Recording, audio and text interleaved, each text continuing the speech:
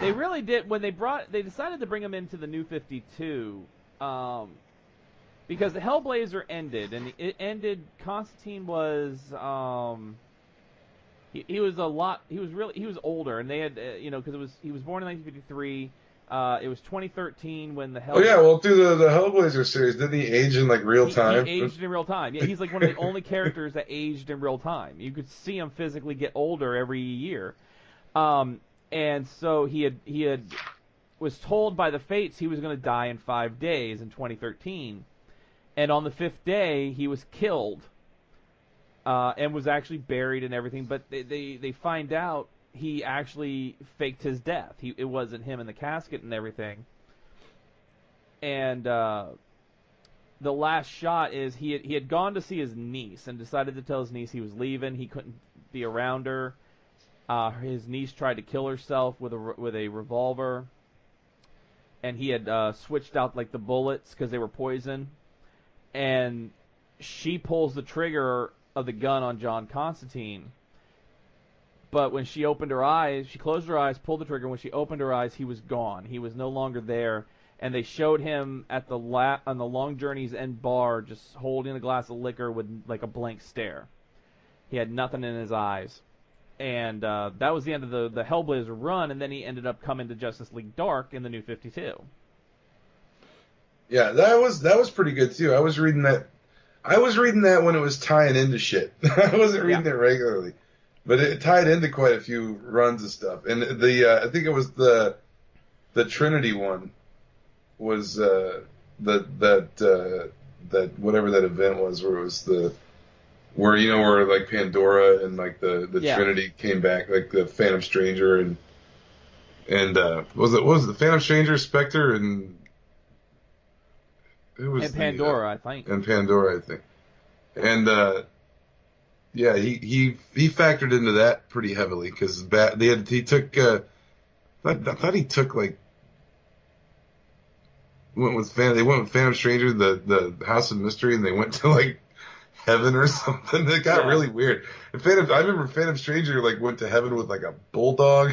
So during that run, it was weird. But yeah, Constantine figured into that during New 52, and that's what I was. It was crossing over with Justice League Dark at the time, and I was getting that at the time. It was pretty good. I liked a lot of shit in New 52. I don't care what anybody says. There was some good stuff in there. Yeah, they had Pandora. That was interesting. John Constantine played a big role in that, and with Pandora, because they had hinted at Pandora during Flashpoint, saying that she was actually one of the forces behind the whole Flashpoint thing. I think, if I remember correctly. Well, she also they fleshed her out a little bit in like what her story was through that arc, and then she had a series, a Pandora series too, which I actually enjoyed. I actually enjoyed it. It was pretty good. And then they had what was that? She was in something else. I'm trying to think of what it was. She had her own series. She was in the Trinity thing. And it was like, and then there was like this. She was involved with Phantom Stranger too, because she was one of the. In the the J.M. DeMatteis Phantom Stranger series, you find out Phantom Stranger is Judas Iscariot, basically, who had betrayed Christ, and that's what the necklace is, the 30 pieces of silver or whatever around his neck. And he gets that punishment. They're brought before like Pandora, and like all of these guys are like the Trinity or whatever are brought before this group. It was the Question. The Trinity of Sin was Pandora, Phantom Stranger, and the Question. The Question, yeah, wasn't the Spectre.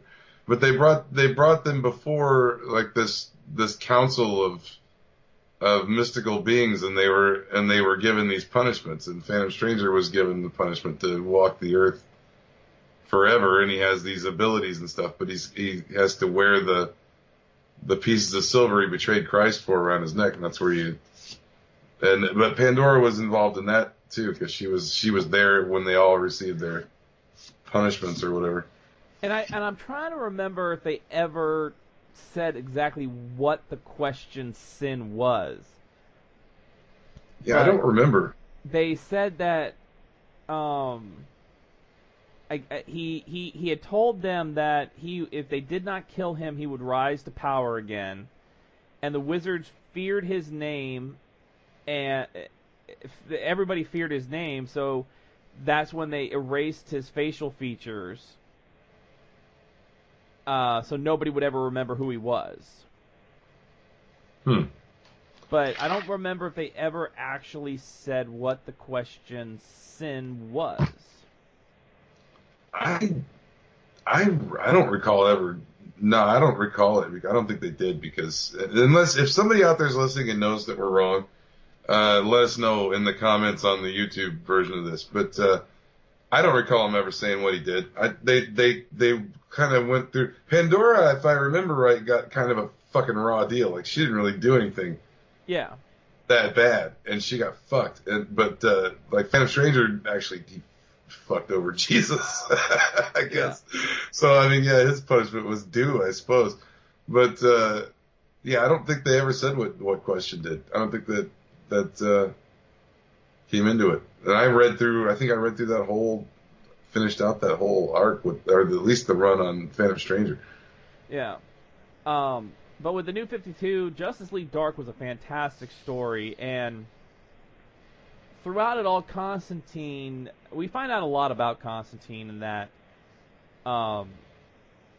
everything he had with Zatanna and their falling out, the House of Mystery, and it's interesting to note that Constantine is a bisexual character in the DC universe.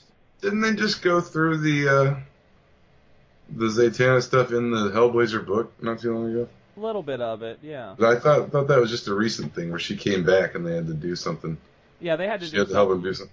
Yeah. And then she ended up getting back together with him or thinking about it or something. Yeah. Constantine. I could be wrong. I can't remember exactly. It's been weeks since I've read it. Constantine's enemy or Constantine's dialogue is always written so good because, like I just said, he's a bisexual character.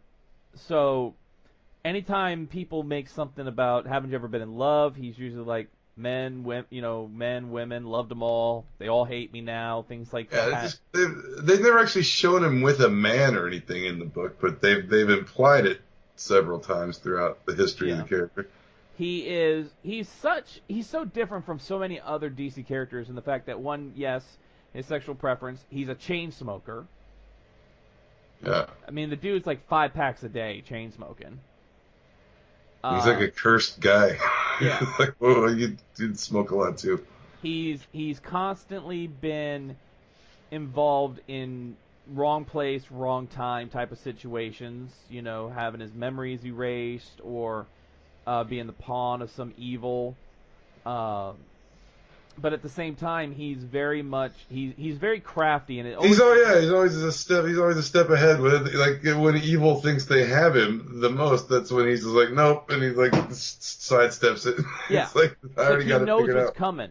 I mean, we talked about it last week, and we were excited about it. I mean, this is a guy who plays poker with the Sons of Trigon. Yeah, that's a great man, and Etrigan. Yeah, that's a great part of that movie. That's my favorite. I think that's my favorite part of the whole movie. So they go in that hotel room, and it's the Sons of Trigon and Constantine and Jason Blood are all sitting at the table playing poker. They're just for playing magical items. I'll give he bets the House of Mystery. Since the New 52, Constantine has been a huge part of the main DC universe, dealing with a lot of this occult stuff. Like I said, when it comes, it's kind of he traveled out of the DC universe, now back into it. Yeah, definitely. He's always had a relationship with Swamp Thing. He's one of those few that can get in Swamp Thing's face, and Swamp Thing doesn't do really anything against Constantine. Yeah, because they have that rapport. Well, that's that's one of the things that I was kind of disappointed when they canceled the TV series, because I was hoping they'd maybe get into Swamp Thing at some point. Because he went to the swamp, and when he went to like Louisiana, that's where he like ran into the guy who would become the Spectre. I don't know if he was. They never showed if he was already the Spectre or not. Right. But it could have conceivably had a run-in with the Swamp Thing if they'd continued on, and we never got any of that. And hopefully, I guess he's going to start appearing in in one of those DC shows again. As they've said he's coming back to the Arrowverse, I guess.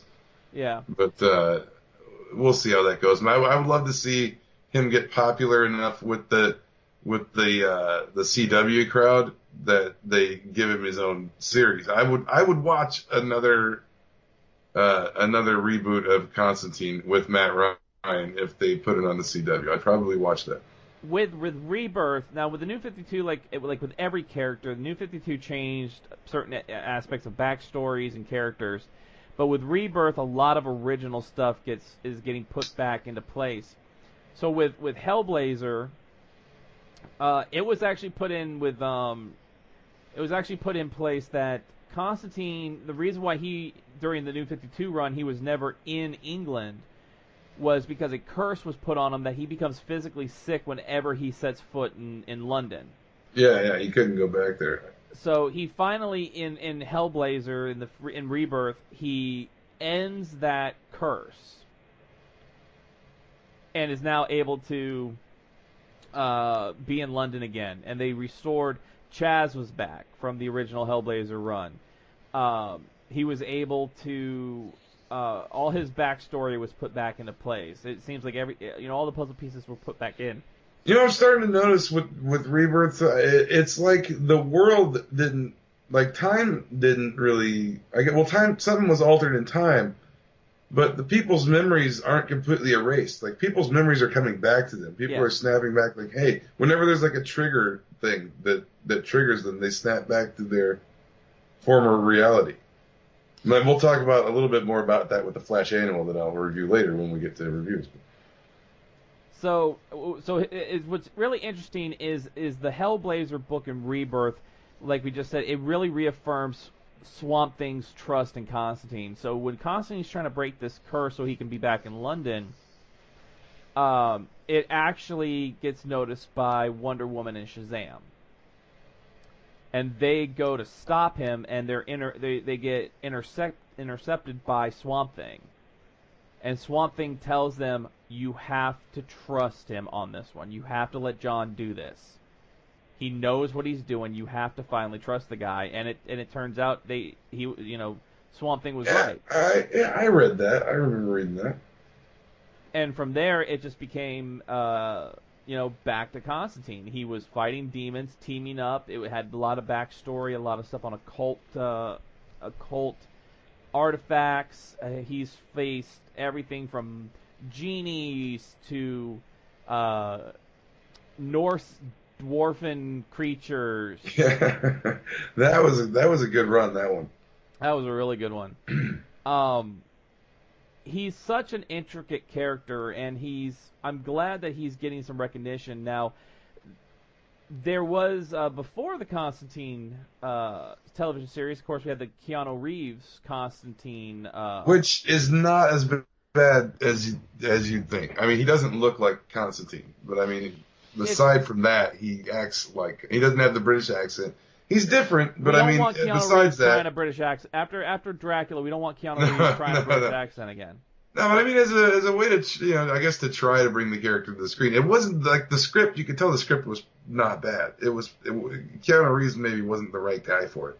Yeah. But I think the script was pretty solid. The movie's pretty solid. If Matt Ryan, give Matt Ryan that script and put him in that movie, I bet it would have been awesome. And there's a couple things that are really, really close in that one. First of all, Keanu Reeves chain smokes in that movie. That's one thing they wouldn't let him do on the show because they didn't want that. They let him smoke once in a while on the show. You saw it a couple of times, but not to the degree that he does in the books. And in the movie, he has lung cancer, which Constantine did at one point in the Hellblazer book get diagnosed with lung cancer. He gets healed by the end of the movie, I think. Yeah. Papa Midnight was in it, which is a reoccurring Constantine villain. Was also on the TV series. Also on the TV series. The Angel Gabriel was in it, which he was also in the show. There's a lot that was right with that movie, but because of who they casted in the main role I think that's one of the downfalls. That's one of the main gripes. But I mean, as far as being, I honestly don't think it's that bad of a movie, and I think it's because, Yeah, he doesn't look like Constantine. He doesn't